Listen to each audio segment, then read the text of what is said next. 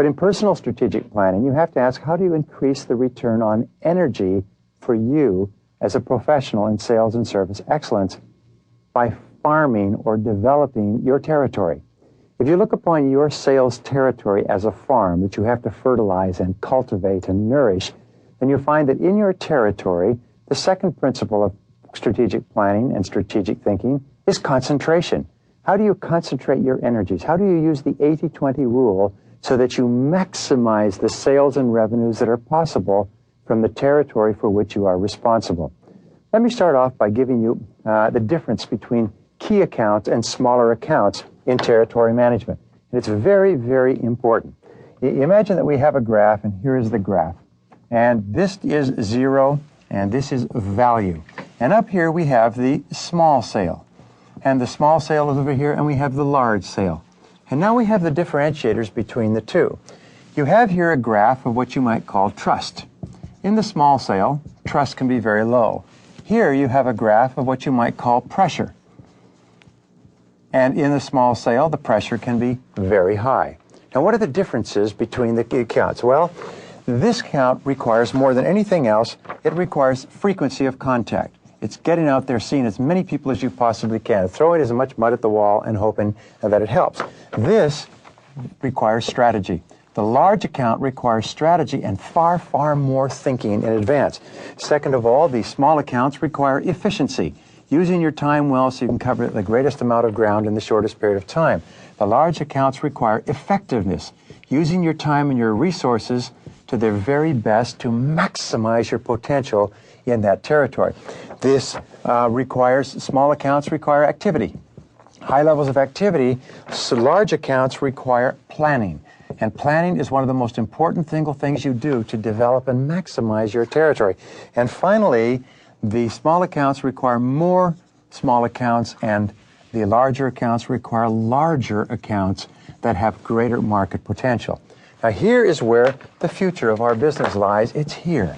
The future of your business is to develop the big accounts in your territory.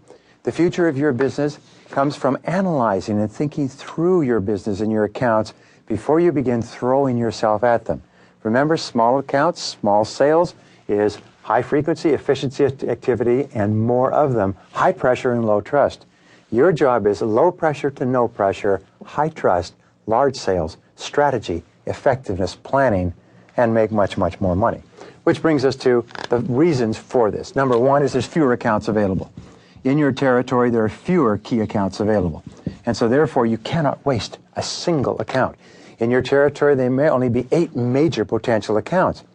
If you blow an account because you don't work on that account properly, then you can't go back to it. You now only have 7.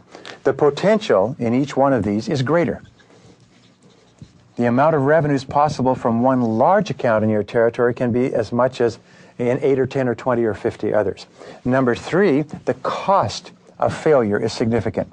If you lose this account to a competitor, it can cost you an enormous amount of business. And number 4 is more planning is required. Now, here's the basic rule. It's called the 20-80 rule, is that 80% of your results are largely going to be determined by the 20% of time that you spend planning before you visit the client the first time. Planning is the critical determinant of your success in large account, key account sales, and territory development. There are 5 major knowledge areas required for planning and managing your market strategically. First of all, you've got to have company knowledge.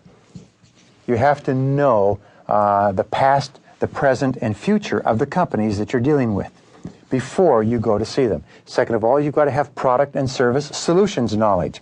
You've got to know what your products or services will do for the customer so that you can pick the best customers and you can talk to them intelligently. Number 3 is you've got to have an understanding of the marketplace. You've got to know what sort of situation your customers face in the marketplace. Pressures, economic changes, downsizing, consolidation, and so on. 4 is you've got to know the competition.